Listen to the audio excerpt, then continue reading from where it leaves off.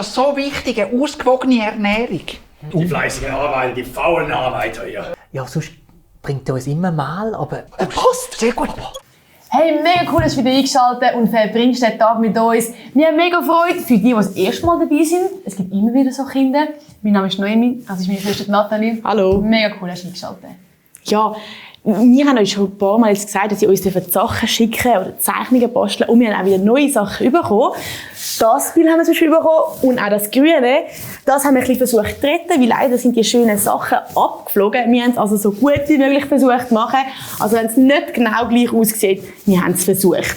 Hey, und ihr seht, Kinder, es hat nicht mehr so viel Platz, aber wenn wir alles ein bisschen zusammenschieben, dann finden wir noch 1, 2 Lücken. Also wenn du daheim überlegst, um auch noch eine Zeichnung zu schicken, ein Foto von etwas, wir freuen uns immer riesig. Ihr seht die Postadresse eingeblendet und auch die E-Mail-Adresse. Und schickt uns doch irgendetwas, das wir uns riesig freuen. Ja, und wir haben auch eine kleine neue Dekoration. Wir sind nämlich letzte Woche schlitteln. Und auch heute gehen Noemi und ich wieder in die Berge und haben darum ein bisschen Stress und können auch nicht die ganze Folge machen. Genau. Aber wir freuen uns riesig. Ich weiss nicht, ob ihr auch so gerne im Schnee sind wie wir. Aber es ist so cool. Ach, der Schnee und das Wetter und all diese Sachen. Ja, und ich meine, wir träumen nur von so Sachen. Aber der Daniel und seine Freunde, die gefangen sind in einem fremden Land, die können sich das gar nicht vorstellen. Ich frage mich, wie das wohl ist, in ihren Schuhen zu stecken. Kannst du dich noch daran erinnern, was wir das letzte Mal gehört haben? Dass Gott seine Kinder nie allein lässt. Und das gibt uns mega viel Mut. Komm, wir singen doch gerade zusammen miteinander das Lied. Jeden Tag und jede Nacht. Jeden Tag, jede Nacht, sollst du mein Begleiter sein. In der Schule und daheim und wenn ich bei Freunden bin. Ganz egal, wo ich auch hingehe, du wirst mich gar nie im Stich lassen. Jeden Tag von meinem Leben bist du für mich da.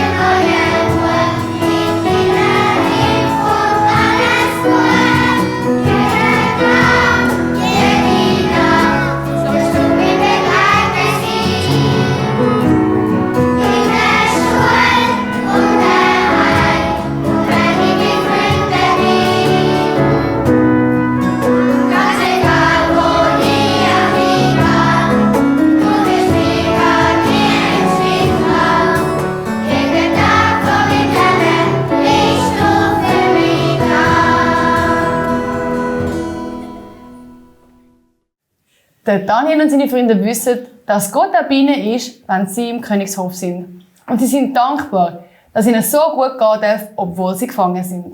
Und auch weiterhin wollen sie Gottes Hilfe und seine Kraft brauchen, weil der König der interessiert nur seine Macht. Und das ist sehr gefährlich.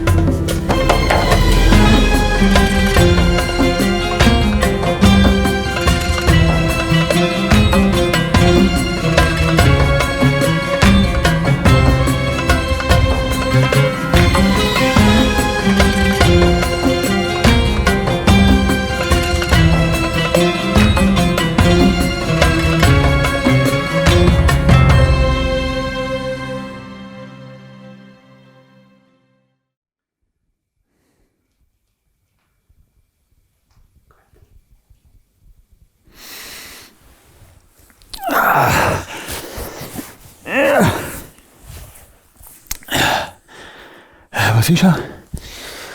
Jetzt bin ich voll eingeschlafen, voll Mittagsschlaf.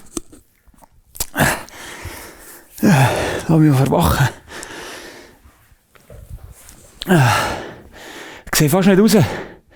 Aber weißt du was? Ich habe so etwas geträumt. Was habe ich jetzt geträumt? Warte, lass mich überlegen. Ja genau, ich habe sogar etwas Schönes geträumt. Stimmt, jetzt kommt es mir in den Sinn. Ich habe geträumt, es hat so extrem viel geschneit. So richtig ist alles dick weiss von aussen. So, wir können einfach rausgumpen, in Schnee liegen und so einfach wunderschön ins Haus sehen. Genau das habe ich geträumt. Weißt du was? Lass mich zuerst aufstehen. Jetzt muss ich gerade mal raus schauen, ob das wirklich so ist. Hey, nein, tatsächlich, hey. Es war ja nicht einmal ein Traum gewesen. Es hat ja wirklich geschneit. Hey, wow, so schön, hey. Aber, ich habe jetzt noch keine Zeit zum Rausgehen. Warte mal, ich muss da schnell die Decke noch ein bisschen schön an. Und dann ziehe ich die Schuhe an.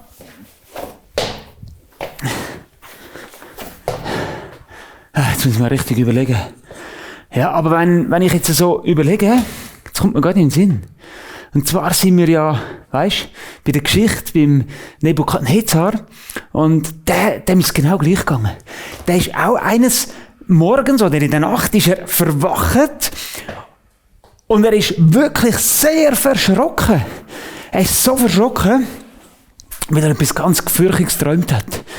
Über den Traum hat er nicht mehr gewusst, was jetzt los ist. Sein Traum war wirklich schlimm gewesen. Und ich schlage vor, dass wir am besten gerade zu ihm mal runtergehen, in den Thronsaal, schauen, wie es ihm geht. Ja, er hat etwas geträumt und das Problem ist, er hat nicht mehr gewusst, was das er geträumt hat. Er hat geträumt gehabt, etwas, was ihn so sehr bewegt hat, wo ihn total unruhig gemacht hat. So unruhig, dass er eben nicht mehr schlafen konnte. Er hat keinen Schlaf mehr gefunden. Er ist verwacht, ist wahrscheinlich aufgestanden. Vielleicht ist er ans Fenster rausschauen. Er ist umeinander gelaufen, hin und her. Wahrscheinlich ist er noch irgendwo in die Küche etwas trinken wieder. Und vielleicht ist er wieder angelegen. Er hat gedacht, ja, das geht dann schon eher vorbei. Aber er ist nicht vorbeigegangen. Er hat wieder müssen aufstehen und es ist einfach es ist furchtbar gewesen für ihn. Er hat sich so komisch gefühlt. Er hat sich nicht mehr wohl gefühlt in seiner Haut. Er hat gemerkt, der Traum, der bedeutet irgendetwas. Das ist nicht einfach so ein gewöhnlicher Traum gewesen. Da ist mehr dahinter. Nicht jetzt einfach so, es hat ein bisschen geschneit von aussen, sondern es hat ihn so sehr im Herz bewegt und es hat ihn sogar so bewegt, so lesen wir es in der Bibel, dass er seine Leute rufen musste, seine gescheiten Leute, die er hatte, seine Diener, Zauberer und Sterndeuter und alles Mögliche von Leuten, hat er kommen lassen. Er hat gesagt, ich weiss es nicht mehr, ich brauche die Leute, die müssen mir helfen. Weil so kann es nicht weitergehen. Und so hat er alle Cola, hat er alle zu sich gerufen, in der Hoffnung, dass die ihm dann eben sagen können, was er geträumt hat. Ja, noch mehr, dass sie ihm auch erklären können, was denn der Traum bedeutet. Und die Leute sind tatsächlich alle gekommen. Und wir kommen jetzt da gerade in den Thronsaal hier vom Nebukadnezar. Also, natürlich ist es da, die es kennen, Zionssaal, unsere Gemeinde. Aber ähnlich, da hinten haben wir einen Thron. Vielleicht hat es so ähnlich dann ausgesehen beim Nebukadnezar. Und dort war er. Jetzt hockt er natürlich nicht drauf, weil er lebt ja nicht mehr. Aber dortmal ist der Nebukadnezar natürlich da auf dem Thron gehockt, oder zumindest im Saal hinein gewesen, im Thronsaal, mit eben, wie ich gesagt habe, allen seinen Diener, den Zauberer, den Wahrsager und so weiter. Und jetzt muss ich die Bibel holen, weil dort drin lesen wir nämlich Folgendes.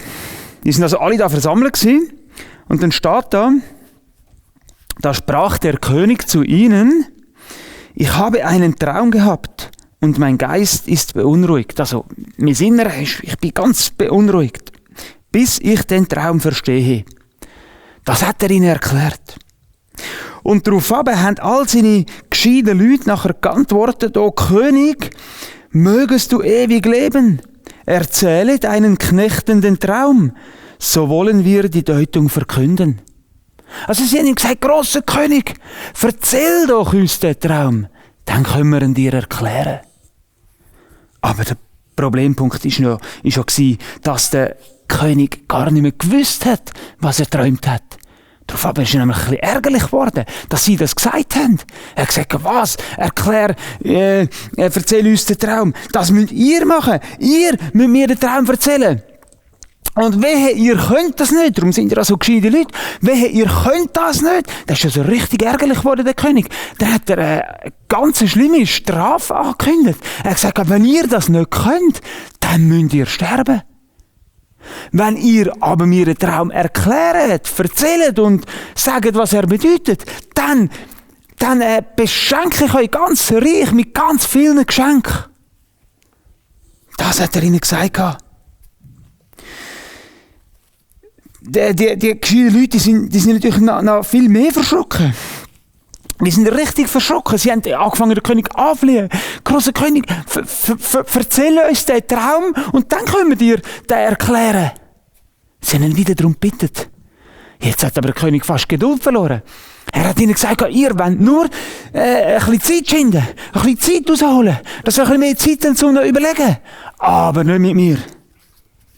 Darauf sagen aber all die Sterndeuter, Zauberer, Wahrsager und so weiter, sie sagen zu ihm ganz verschrocken, zittern, sagen sie ihm: Grosser König, da steht da, Daniel Kapitel 2, sie sagen ihm: Kein Mensch auf der ganzen Welt kann so etwas machen. Was du verlangst, das ist unmöglich. Niemand kann das machen. Und tatsächlich muss ich sagen, die Wahrsager haben einmal sogar das Richtige gesagt. Es kann es wirklich kein Mensch. Niemand kann sagen, was ist der König oder was ein anderer geträumt hat. Niemand weiß das. Menschen, wenn man das überlegt, die können schon vieles. Die können sehr vieles. Wenn man überlegt, was sie alles bauen können. Riesige Hochhäuser können sie bauen, Brücken können sie bauen, die besten, grössten, wunderbaren Bauten können sie erstellen. Computer, Smartphone, alles können sie machen. Ja, und ich bin sicher, auch du weißt sehr vieles. Wir möchten jetzt miteinander gerade einen Test machen. Ich hole für das eine Tafel und dann werden wir schauen.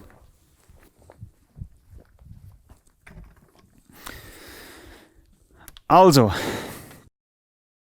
wir haben, ich habe da ein paar Fragen aufgeschrieben.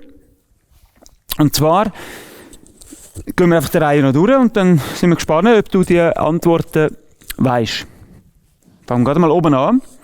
Erste Frage: Ein Tag hat wie viele Stunden? Das ist jetzt noch eine einfache Frage.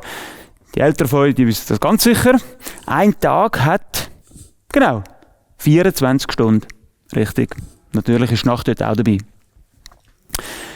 Jetzt wird es schon schwieriger. Gehen wir weiter. Frage 2. Da heisst es: Tier gesucht. Dick, nicht hübsch, fliegt wunderschön. Das sind Sachen, die zu dem Tier gehören. Jetzt, was ist das für ein Tier? Wir können es noch ein bisschen so sagen, am Anfang von seinem Leben ist es eben dick, aber nicht so hübsch gewesen. Am Schluss von seinem Leben hat es herumfliegen und ist wunderschön gewesen. Bist du drauf gekommen? Was ist es für ein Tier? Eigentlich sind es fast 2 Tiere, müssen wir sagen. Ein Raupen am Anfang und ein Sommervogel oder Schmetterling am Schluss, der wunderschön aussieht und kann umeinander fliegen. Genau. Ja, nächste Frage. Aus was macht man Popcorn? Haben sicher die meisten gern, aber aus was sind die hergestellt? Weisst du das? Weisst du die Antwort? Popcorn? Eigentlich mit dem Namen hat es nichts zu tun. Was könnte es sein? Genau, es ist hergestellt aus Maiskörnchen. Sehr gut. Da geht es wieder mal um ein Tier. Was ist Suam für ein Tier? Kennst du das? Hast du schon mal von dem gehört? Hast du eine Ahnung, wie es aussieht? Was ist es für ein Tier? Einfach die schnellsten 3 rufen, dann höre ich es vielleicht. Ja, genau. Ich habe es ein bisschen irgendwo hindurch gehört. Nein, natürlich nicht. Aber Suam, das Tier, muss man einfach umgekehrt lesen und dann bedeutet es Maus. Eine Maus ist das Tier. Sehr gut, ja. Dann, nächst. Getränk. Heiß, schwarz, erwachsen. Also gesucht ist da ein Getränk. Ein heisses, schwarzes Getränk für Erwachsene. Was ist das für ein Getränk? Was trinken deine Eltern, dein Vater und deine Mutter am Morgen? Vielleicht nicht alle. Ein Kaffee. Richtig. Genau. Bei mir können wir jetzt noch machen Getränk kalt, schwarz, erwachsen. Erwachsen, ja, so, je nachdem. Was ist euch das? Getränk kalt, schwarz. Genau, ein Gocki. Sehr gut. Gehen wir weiter. Nächste Frage. Wie viele Rädchen hat eine Garette? Gut, da ist jetzt natürlich noch die Frage, was ist eine Garette? Eine Garette, etwas zum Umschieben, wo man Sachen rein tun kann, Material, Kies, Schnee oder was auch immer. Wie viele Rädchen hat eine Garette? Eine Garette hat genau 1 Rädchen. Genau. 1 Rädchen hat eine Garette. Dann ein oranges Gemüse, das man aus der Erde rausziehen kann. Was ist echt das für ein Gemüse? Oranges Gemüse, das man aus der Erde ziehen kann. Überlege mal, denk an die Erde. Was kann man dort rausziehen? Ein Äpfel? Nein, ein Äpfel ist es nicht. Dann liest man vom Baum ab. Was kann man aus der Erde rausziehen? Genau, man sieht sogar noch ein bisschen das grüne Kraut, das rausschaut. Und unten dran ist es ein oranges Rüebli. Ja, und dann zum Schluss da. Das ist jetzt ganz schwierig. Was gibt, jetzt müssen wir zuerst mal die Zahl lesen. Was gibt 317.895 mal 8.218.734? Was gibt echt das? Ja, da müsstest du jetzt rechnen. Nein, du musst nicht den Taschenrechner holen. Kopf rechnen. Weißt du was? Ich habe keine Ahnung. Ich weiß nicht, was das gibt. Da müsste ich jetzt sogar direkt den Dr. Professor Alois Knüsli holen. Der wüsste das sicher mit seiner Formel. Ja, ich habe keine Ahnung. Genau. Und so ja, kommen wir Menschen eben oft, trotz dass wir vielleicht die anderen Sachen alle gewusst haben, kommen wir an Grenzen und wir wissen eben leider doch nicht alles. Also, dann tue ich jetzt die Tafel wieder wegstellen. Und das ist wirklich so, wir Menschen wissen nicht alles, wir können nicht alles, wir haben Grenzen. Traum, sagen, was ein anderer träumt hat, das können sie nicht. Niemand kann das. Nicht einmal Götter, wie sie gemeint haben, können das. Weil Götter, die sind sowieso die sie gehen, dort in Babel, ganz ein Haufen, aber die sind auch alle nur aus Holz und Stein und was weiß ich für Material. Auch die können das nicht, sie haben kein Maul, das reden kann. Niemand, nichts und niemand kann helfen. Niemand weiss es, ausser der lebendige Gott. Er ist es, der alles weiss. Er könnte am Nebukadnezar helfen. Er weiss alles, er weiss unser Innerste. Er kennt uns, er kennt dich, er kennt mich. Ja, warum? Er hat ja uns gemacht. Er hat den Mensch gemacht. Er hat das Leben gemacht. Er hat alles gemacht. Darum weiss er alles. Darum weiss er am besten Bescheid. Und ich habe da einen wunderbaren Vers gefunden im Psalm 139, Vers 2. Wenn wir das gerade mal nachlesen, was dort steht. Psalm 139, Vers 2. Dort steht, ich sitze oder stehe auf, so weißt du es. Also mit du ist eben Gott gemeint. So weißt du es. Du verstehst meine Gedanken von ferne. Gott weiß alles. Er kennt mich. Er weiß, was ich denke. Er versteht mich. Er versteht meine Gedanken. Er weiß alles. Ist das nicht wunderbar? Ja, und darum dürfen wir uns am lebendigen Gott ihm wieder neu einfach angeben, mit ihm reden, ihm alles sagen, was uns beschäftigt, was dir Freude macht, was dir Angst macht. Jesus darfst du alles sagen. Er kennt dich, er weiß es sowieso schon, aber er möchte, dass wir mit ihm reden. Er möchte, dass wir ihm einfach alles sagen, dass wir mit ihm Gemeinschaft auch haben können. Das Problem ist, der König, der Nebukadnezar, er kennt den Gott nicht. Darum ist er so verzweifelt. Er weiß nicht, was machen. Er weiß nicht, was sagen. Das Problem von ihm ist auch noch, dass er von sich selber denkt, er ist der Größte. Aber man merkt jetzt, er kommt so total an Grenzen. Er zittert, er hat Angst, er weiss, der Traum bedeutet etwas, aber niemand kann ihm helfen, niemand kann ihm das erklären. Und in seiner Verzweiflung macht nachher der König die Drohung wahr, wo er gesagt hat, dass alle müssen sterben. Er gibt den Befehl aus seinen Soldaten und sagt, alle müssen sterben, geht raus und macht das. Und die Soldaten, die müssen dem Befehl folgen. Sie haben das müssen machen. Ganz etwas Schlimmes. Sie sind rausgegangen und zu diesen gescheiten Leuten im Reich von Nebukadnezar hat eben auch der Daniel gehört. Also hätte auch der Daniel müssen sterben. Die Soldaten sind dann tatsächlich zu ihm gekommen. Aber er hat zuerst gesagt, ja, aber halt mal. Warum gibt der König so einen Befehl? Was ist denn da los? Und so haben sie es ihm erklärt, was das Problem ist. Und der Daniel, der macht Folgendes. Das lesen wir da, Vers 16. Daniel aber ging zum König hinein und bat ihn, ihm eine Frist zu gewähren, damit er dem König die Deutung verkünden könne. Also das bedeutet, der Daniel ist zum König gegangen, die Soldaten haben ihn dann verlassen, er ist zum König gegangen und hat ihn gebeten, dass er ihm noch ein bisschen Zeit gibt. Und dann wird er ihm können den Traum erklären. Und stell dir vor, der König ist tatsächlich darauf eingegangen und hat Daniel die Zeit gegeben. Ja gut, aber die Frage ist, was wird jetzt Daniel machen? Wie wird er das herausfinden? Er kann nicht einfach ins Internet gehen und dort ein bisschen suchen und nachlesen. Das steht nicht da drin. Bei ihm hat es das noch gar nicht gegeben. Also was soll er machen? Was kann er tun? Der Daniel ist zurück in sein Haus gegangen, oder dort, wo er gewohnt hat. Seine Freunde, die drei, wo auch in der Bibel steht, wo wir letztes Mal auch davor schon hatten, die sind auch dort gewesen. Und das Erste, was er gemacht hat, er ist es ihnen erzählen. Aber nicht nur ihnen erzählen, sondern er hat ihnen gesagt, kommt, wir beten zu Gott, wir bitten Gott um Hilfe. Und das ist das allererste gewesen, oder eigentlich seine Lösung. Er hat gewusst, ich selber, ich kann es nicht. Ich weiss nicht, was der König geträumt hat. Ich kann es ihm schon gar nicht erklären. Aber er hat gewusst, dass es Gott weiss. Und darum hat er ihn um Hilfe bittet. Also das allererste, was er gemacht hat, Gott um Hilfe bitten. Und das ist immer, in jedem Problem eigentlich, das Wichtigste. Gott um Hilfe bitten. Wenn du irgendetwas hast, du darfst immer zu Gott gehen. Weil Gott weiss immer die Lösung. Er weiss immer alles. Er kann vor allem auch immer helfen. Wir haben zwar letztes Mal gehört, dass der Daniel sehr gescheit war, sehr weise und seine Freunde. Der König hat das gemerkt, das sind so gescheite Leute. Darum hat er sie ja gerade zu sich in den Königshof genommen. Aber, müssen wir lesen, warum sind sie so gescheit gewesen? Und das steht ja im Kapitel 1. Gott gab diesen 4 jungen Männern Kenntnis und Verständnis und Weisheit. Also Gott hat gemacht, dass sie so gescheit sind. Das sind nicht sie selber gewesen. Auch da wieder, wir sehen, Gott ist es, wo alles weiss. Gott ist es, wo immer kann helfen.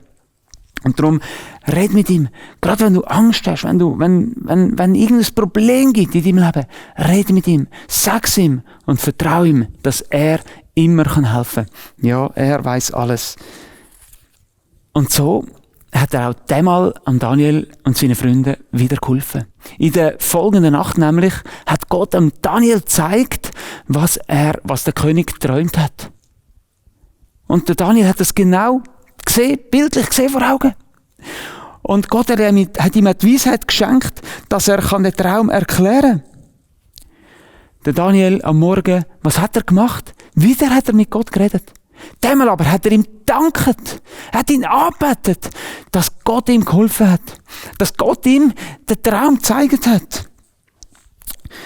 Ja, Gott ist der Einzige, der das machen kann. Und der Daniel hat ihn nur gelobt und ihn einfach gepriesen. Wunderbar. So hat der Daniel nachher sofort natürlich die Soldaten gebeten, dass sie niemanden töten müssen. Alle dürfen am Leben bleiben, weil eben Gott hat dem Daniel gezeigt, was der König geträumt hat. Er selber ist durch sofort dann zum König gebracht worden und der König als erstes fragt er ihn: Daniel, kannst du mir den Traum erzählen und erklären? Der Daniel sagt: ja, natürlich kann ich das. Nein, das hat er nicht gesagt. Das hat er nicht gesagt. Er sagt: nein, ich kann das nicht. Er hat das Gleiche gesagt wie die Wahrsager. Kein Mensch kann das.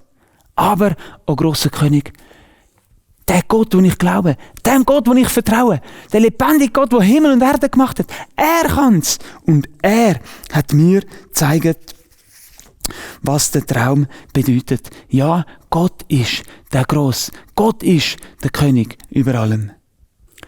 Und so hat der Daniel angefangen, den Traum zu erzählen. Er hat dem König gesagt: du grosser König, du hast geträumt, dass du ein ganzes, grosses, ein riesiges so ein Standbild oder einfach so ein Bild gesehen hast. Das Bild hat etwa so ausgesehen. Oben ein grosser Kopf, aus Gold war der gewesen. Nachher ist der Körper gekommen, Brust, Arm, das war aus Silber gewesen. Weiter unten, Bauch, die Lenden, der Teil aus Erz. So war das zusammengebaut, das Bild. Dann die Beine sind aus Eisen gewesen, stabiles, starkes Eisen. Und die Füße unten dran, teils aus Eisen und teils aus Ton. So ein bisschen ein Gemisch.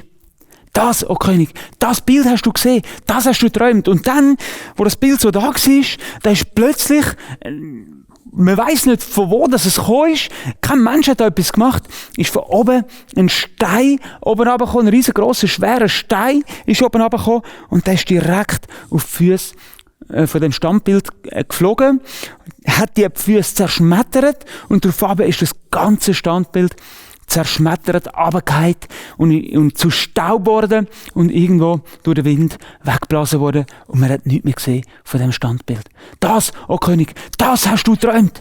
So hat Daniel ihm gesagt.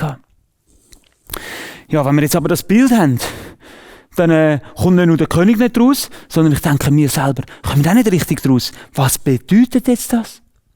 Und darum hat der Daniel weiter gesagt: König, und ich möchte dir jetzt erklären, was das Bild oder der Traum bedeutet. Auch das wieder hat nicht der Daniel von sich aus gewusst, sondern Gott hat es ihm gezeigt. Er hat gesagt, all die verschiedenen Körperteile, das sind Königreich, verschiedene Königreich, grosse, mächtige Königreich. Angefangen eben oben, beim Kopf, beim Gold. Das, o König, das ist dies Königreich, Babel oder Babylon. Das beschreibt dich, dein Königreich. Dann unten der Brustteil mit dem Arm ist das nächste Königreich. Der Bauch ist nochmal ein Königreich. Und auch die Beine beschreibt nochmal ein anderes Königreich. Die verschiedenen Königreiche, die mächtig sind, die stark sind, die reich sind. Und dann ist eben der Stein gekommen. Und der Stein, so lesen wir es in der Bibel, hat Gott selber geschickt gehabt. Der Stein ist oben runtergekommen und hat eigentlich all die Königreiche kaputtgeschlagen. Der 5. Stein ist, oder nicht der 5. Stein, das 5. Reich, könnte man sagen, das ist Gottes Reich. Und die Erklärung ist, dass all die Königreiche, Babylon, Persien, Griechenland, Rom, die gehen alle kaputt. Die haben alle wie ein Ende. Die bleiben nicht ewig. Die sind eine Zeit lang gross und mächtig gewesen und nachher gehen sie wieder weg und verschwinden. Und niemand mehr redet davon. Sie gehen kaputt. Sie sind nicht ewig. Und darum können wir jetzt das alles abnehmen. Es geht alles so runter. Zersplittert, kaputt, eben, es wird zu Staub und der Wind dreht es weg und sie bleiben nicht. Das einzige Königreich, das bleibt, das ist das Reich von Gott. Gottes Reich bleibt ewig, für immer. Und Gott hat bereits angefangen, sein Reich zu bauen. Er hat zum Beispiel seinen Sohn Jesus Christus auf die Erde geschickt. Und mit einem bestimmten Auftrag. Jesus ist nicht nur auf die Erde gekommen, um ein schönes Leben zu haben, nein, sondern sein Auftrag war, für die Schuld, für die Sünde von uns Menschen zu sterben. Er hat das gemacht. Aber Gott hat ihn wieder auferwecken. Gott hat den Tod besiegt. Gott ist stärker als Böse, stärker als Sünde, stärker als der Tod. Gott hat das Böse besiegt.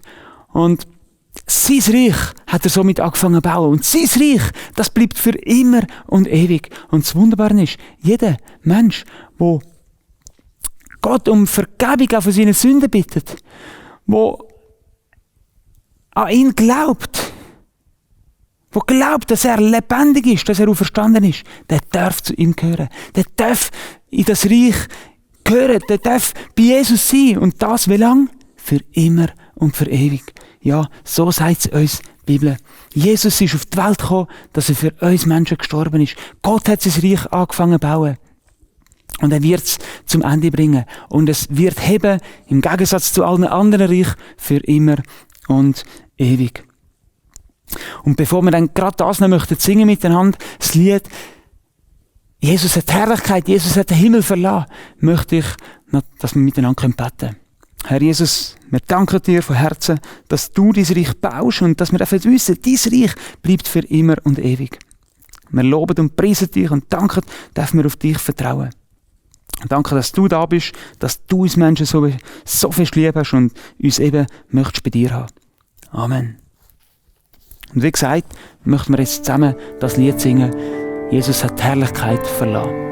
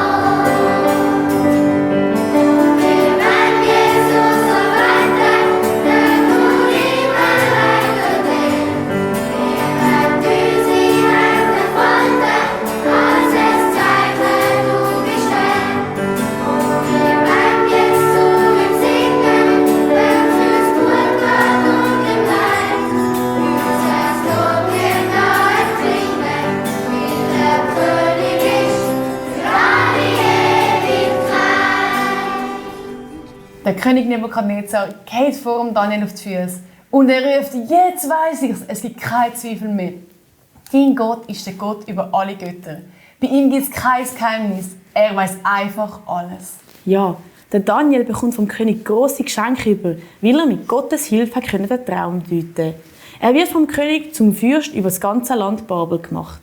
Nebst dem König ist der Daniel jetzt der höchste Mann im Land. Er bittet den König, dass der Hanania, der Michael und der Asaria über das Land regieren. Und das erlaubt der König auch. Ja, es ist wunderbar zu wissen, dass Gott alles weiß. Ja, und nicht nur was war, sondern auch alles, was in der Zukunft ist. Das heisst, alles, was noch auf uns zukommt. Apropos, was auf uns zukommt, Nathalie, wir müssen doch jetzt dann gehen. Was haben wir für Zeit? Oh ja, wir müssen uns auf den Weg machen, Noemi. Hey Kind, es ist doch ein bisschen spät. Wir haben euch ja gesagt, dass wir los müssen. Aber wir haben die Irina im Team, genau für solche Sachen. Wir haben keine Zeit mehr haben oder müssen irgendwo anders hingehen, dass sie für uns übernehmen kann. Und das haben wir jetzt machen. Wir sagen hier Ciao, übergeben es wieder der Irina und sehen euch nächste Woche Genau. wieder. Während sich Irina da parat macht, gehen wir doch mal zu der Christina schauen, ob sie noch eine coole Bastelidee für uns parat hat. Ja, ich habe auch etwas für euch heute parat. Und zwar der Daniel, der gewusst hat, er soll vor den König gehen und ihm erzählen, was er träumt hat. Er ist gerade zu seinen 3 Freunden gegangen und er hat ihnen gebeten, tun die bitte für mich beten. Und füreinander beten ist es ganz wichtig. Das haben wir gesehen in der Geschichte. Gott antwortet Gebet. Und darum habe ich dem mal so ein Gebetsglas gemacht. Da habe ich hier 2 Varianten für dich, wo du kannst die Heime basteln. Das ist ein ganz normal Konfiglas, wo du kannst nehmen, mit Acrylfarbe drüber malen und dann kannst du das dekorieren, wie du willst. Zum Beispiel mit Washi-Tapes kann ich eine Variante da oder da mit Krelleli oder du kannst auch andere Sachen tun. Wie funktioniert jetzt das? Drüber kannst du schreiben Bete. Und dann kannst du das bei euch am Mittagstisch zum Beispiel die Heime oder über die Nacht einfach drüber stellen. Und dann brauchst du solche Stäbli.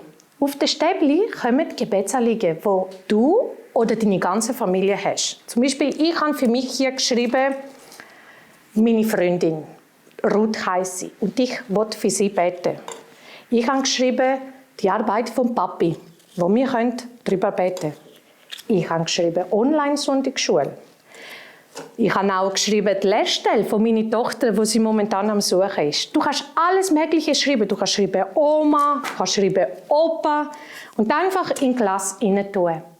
Und dann könntet ihr am Abend die Heime als Familie, jeder Mitglied der Familie, so ein Stäbchen rausnehmen. Und dann könntet ihr für die Person, die da steht, beten.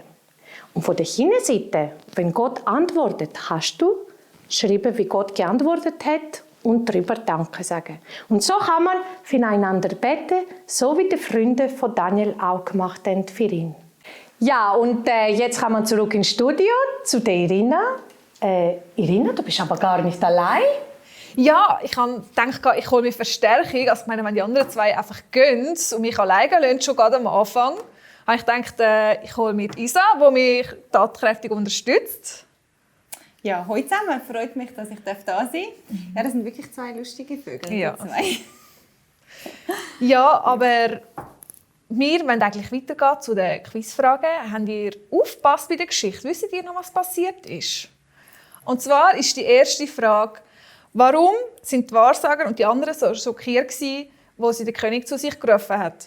Antwort A, weil sie dem König erklären mussten, was sein Traum war. Die Antwort B, weil er so viele Leute zu sich gerufen hat. Die Antwort C, weil sie ihm sogar sagen mussten, was er geträumt hat. Die zweite Frage ist, was machte Daniel als erstes, nachdem er vom König noch ein bisschen Zeit bekommen hat?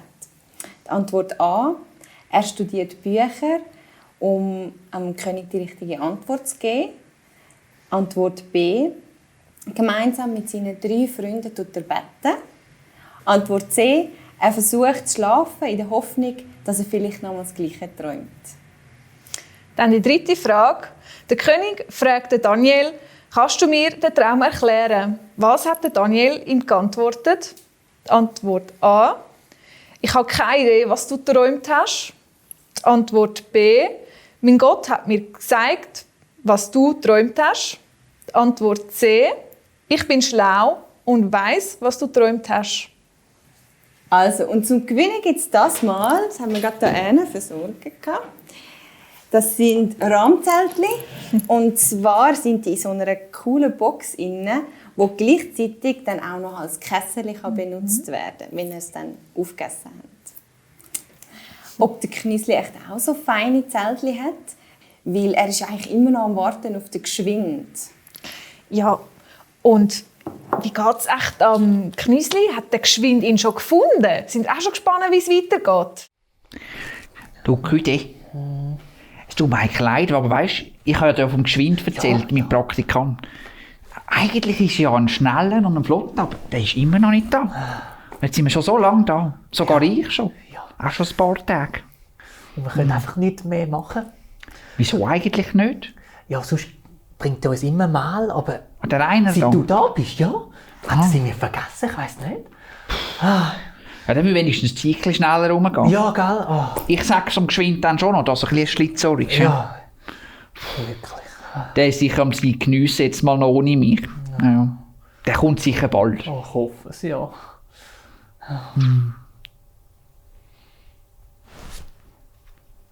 Du, Küde, gibt's da eigentlich auch mal zu essen? Ja, wahrscheinlich. So, Oh, grüezi, jetzt grüezi. seid ihr.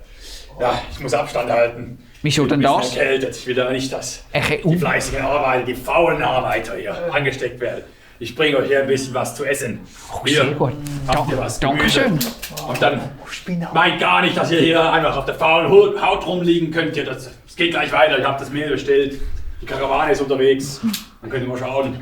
Und Ja, ist gut, ja. trainiert mal besser, dass ihr geschwind seid, wenn ich da wieder komme. Ja, das ist gut. Ade. Du weißt, dass ich auf was ich Lust hätte. So feines Spinat. Ja, ich hoffe, es ist... kennst du gerade? Das ist gesund, aber doch fein. Das ist die beste Ernährungsweise, die es gibt. Aber... Hast du viel Zeit? Aber, ui. Da hat ja noch Gemüse. Rüebli. Ah, da hat ja gar kein Fleisch drin. Hey! Dabei ist das so wichtig, eine ausgewogene Ernährung. Du, mir ist der Appetit vergangen. Ich glaube, wir sollten lieber noch ein bisschen schlafen und dann morgen tun wir das essen und gehen weiter arbeiten. Was meinst du? Ja, ich bin am nicht. Das ist echt, ja. Gemüse, Grus. Hast du dich jahrelang nur von dem Kabelszeug hier ernährt? Es ist gesund, oder? Und darum hast du die grauen Haare. Ja, ziemlich sicher. Früher sind sie rot gewesen. Ach, rot würde er auch noch stehen. Aber ich lege mich jetzt schlafen, ich habe keine Lust auf das Gemüse. Gute Nacht. Gute Nacht.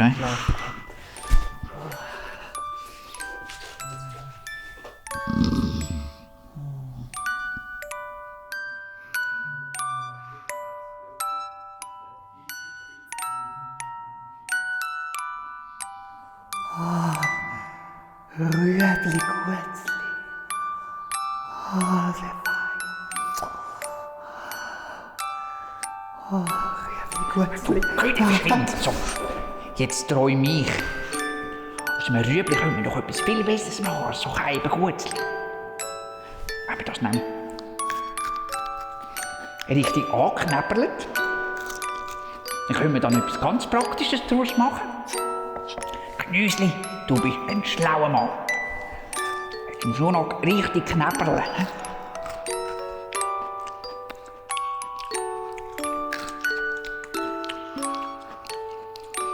Das kommt gut. Oh, aber Knüsli, jetzt musst du aufwachen. Du musst nicht nur im Traum kommen, du musst das richtig machen. Oh. So, jetzt habe ich die ganze Nacht durchgekaffelt.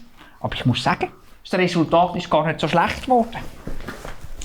Du, Küdi, schau mal. Ich habe in der Nacht einen Rüebli-Traum gehabt.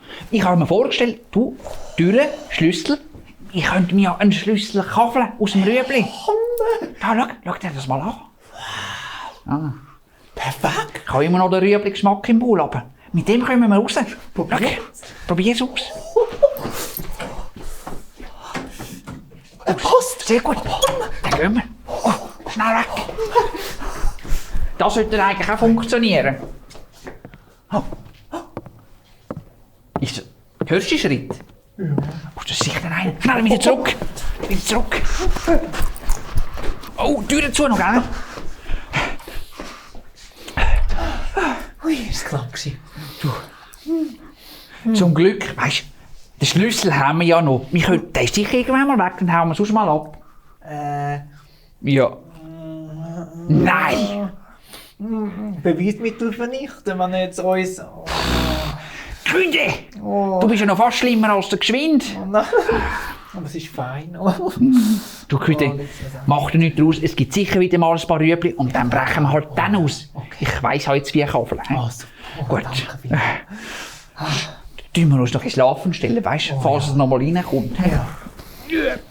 Das war aber anstrengend, gell? Ja, steh. Jetzt mag ich eigentlich nicht mehr. Schlaf gut. Ui nein, jetzt haben die so einen Schlüssel gemacht und jetzt haben sie am Schluss so gar nicht essen und haben sich nicht befreien. Hoffentlich. Ja, hoffentlich schafft es geschwind nächstes Mal. Also, es wird wirklich langsam Zeit. Ja, bist du auch wieder dabei, zum nächsten Mal mit dabei zu schauen? Wir würden uns mega freuen. Wir würden uns wirklich sehr freuen. Bis nächsten Sonntag. Tschüss! Ciao! Hey, wir haben nur schon Ciao sagen. Wir gehen los, wir haben unsere Sachen gepackt. Wir sehen uns und ganz schönen Tag euch. Tschüss zusammen! Tschüss! Tschüss! Warte, schnell! Und zwar sind wir ja, weißt, bei der Geschichte beim Nebukadnezar und dem ist es genau gleich gegangen. Der ist auch eines Morgens oder in der Nacht ist er verwacht und er ist wirklich sehr verschrocken. Er ist so verschrocken, weil er etwas ganz Gefürchtiges geträumt hat. Da sprach der König zu ihnen: Ich habe einen Traum gehabt und mein Geist ist beunruhigt, bis ich den Traum verstehe. Das müsst ihr machen. Ihr müsst mir den Traum erzählen. Und wehe, ihr könnt das nicht. Darum sind ihr auch so gescheite Leute. Wehe, ihr könnt das nicht. Das ist ja so richtig ärgerlich geworden, der König. Der hat eine ganz schlimme Strafe angekündigt. Er hat gesagt, wenn ihr das nicht könnt, dann müsst ihr sterben. Kein Mensch auf der ganzen Welt kann so etwas machen. Was du verlangst, das ist unmöglich. Niemand kann das machen. Und tatsächlich muss ich sagen, die Wahrsager haben einmal sogar das Richtige gesagt. Niemand weiß es, außer der lebendige Gott. Er ist es, der alles weiß. Er könnte am Nebukadnezar helfen. Er weiß alles, er weiß unser Innerste. Er kennt uns, er kennt dich, er kennt mich. Ja, warum? Er hat ja uns gemacht.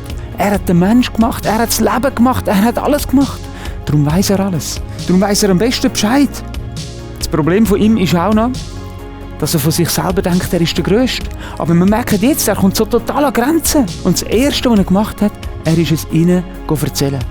Aber nicht nur ihnen erzählen, sondern er hat ihnen gesagt, kommt, wir beten zu Gott, wir bitten Gott um Hilfe. Und darum hat Daniel weiter gesagt, König, und ich möchte dir jetzt erklären, was das Bild oder der Traum bedeutet. Auch das wieder hat nicht Daniel von sich aus gewusst, sondern Gott hat es ihm gezeigt.